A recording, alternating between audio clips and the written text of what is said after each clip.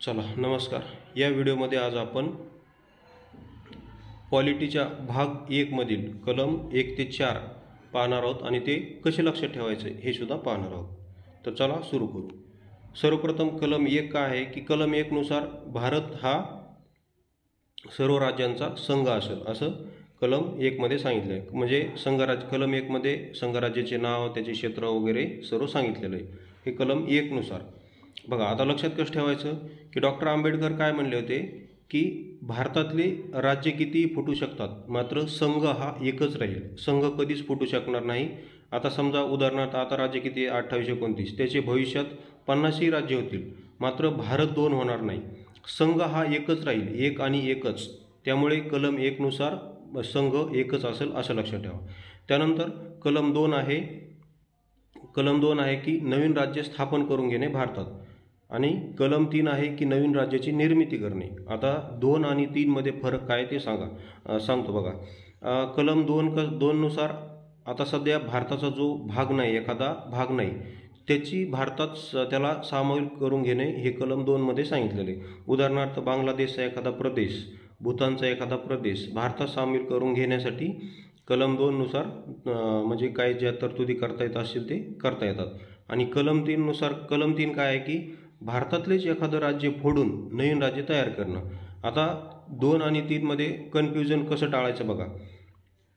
3 आता बघा नुकतीच 2014ला तेलंगणा राज्याची निर्मिती झाली होती, तर ती कलम 2 का 3 नुसार झाली, तर ती 3 नुसार झाली होती, 2 नुसार नाही, हे लक्षात ठेवा।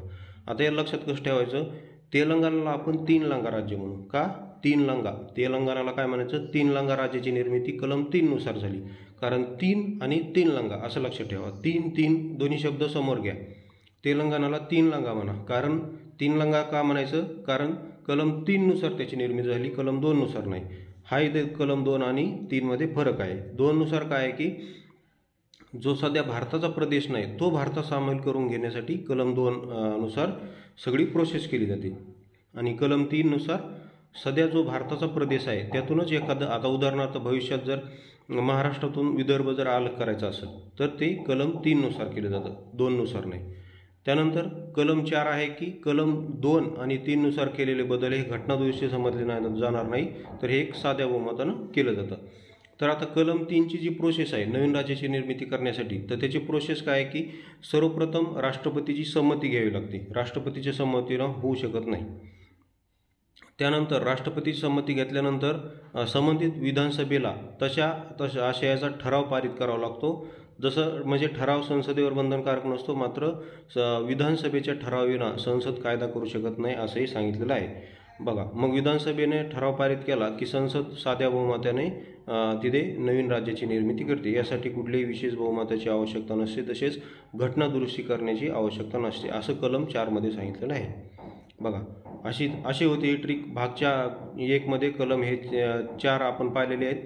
अशाच ट्रिकच्या सर्व पेड म्हणजे कलमांच्या सर्व ट्रिक्सचं पेड PDF पाहिजे असेल तर तुम्ही मला 84 21 90 83 84 या नंबरवर संपर्क करू शकता। तसेच MPSC वावा ट्रिक्स याच नावाने आपले टेलिग्राम चॅनल सुद्धा आहे, ते जॉईन केलं नसेल तर जॉईन करा। व्हिडिओ पाहिल्याबद्दल धन्यवाद। असे छोटे व्हिडिओ बनवून आपण प्रत्येक विषयाचे सर्वच पॉलिटीच्या कलमाचे, कारण छोटे पाहिलं तरच पाहायला इंटरेस्ट येतो आणि कंटाळा येत नाही। व्हिडिओ पाहिल्याबद्दल धन्यवाद।